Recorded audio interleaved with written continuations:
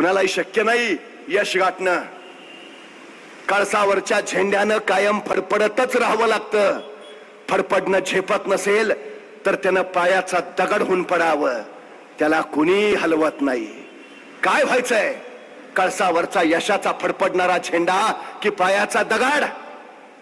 राजे सांगतायत आपल्या पुत्राला, यशाचा ध्वज फडकायचा असेल तर शौर्य गाजवावं लागेल, पराक्रम दाखवावा लागेल, त्याग करावा लागेल, समर्पण द्यावं लागेल, तेव्हा ध्येय सिद्धीस जाईल.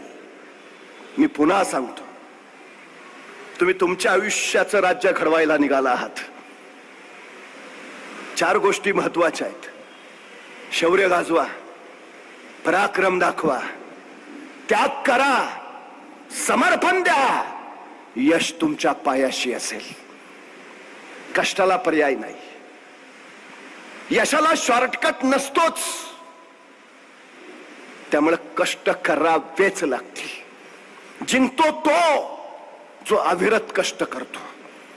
अविरत. मुंगी बघितली? मुंगी केवढीशी, तिचं डोकं केवढंस, डोक्यातला मेंदू केवढासा, तरी पण त्या मुंगीला बरोबर कळतं कुठल्या गावातल्या कितव्या आळीतल्या कितव्या घरातल्या कितव्या खोलीतल्या कितव्या कपाटावरच्या कितव्या फळीवर किती नंबरचा साखरेचा डबा आहे. रस्ता दाखवावा लागत नाही, मार्ग सांगावा लागत नाही. इवलीशी मुंगी पण आपल्या ध्येयापर्यंत पोचतेच पोचते. ध्येय ठरलंय. अरे इवलीशी मुंगी जर ध्येयापर्यंत पोचत असेल तर आम्हाला ध्येय गाठायला अडचण काय आहे? मुंग्या आंधळ्या असतात. मुंग्यांना दृष्टी नसते. तुम्हाला जे दिसतात ते मुंग्यांचे डोळे नव्हेत. मुंग्या आंधळ्याच असतात. पण तरीही मुंग्यांची रांग कधी चुकत नाही. तुम्हाला चुकलेली दिसणारच नाही. शिस्त मुंगीकडनं शिकावी.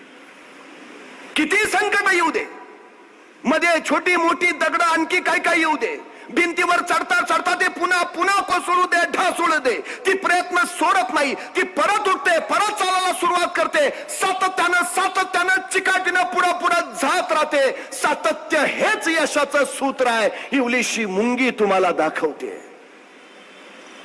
सतत काम करणारी मुंगी यशस्वीच होते. काय काय मुलं आम्हाला विचारतात, ओ इतकं काम करायचं वे, मरायचंय का? कोण म्हटलं कामाने माणूस मरतो? कामाने माणूस कधीच मरत नाही. माणूस कामाच्या ताणाने मरतो. हे पहिलं लक्षात असू द्या. ताण कधी वाढतो? काम रेंगाळलं की, रेंगाळून साठवत ठेवलं की, साठवून त्याचा डोंगर झाला की, आणि मग त्या अंगावर कोसळलं की मग ताण येतो. वर्षभर अभ्यासच करायचा नाही आणि परीक्षा आली की पुस्तक घेऊन बसायचं. आता कसं होणार?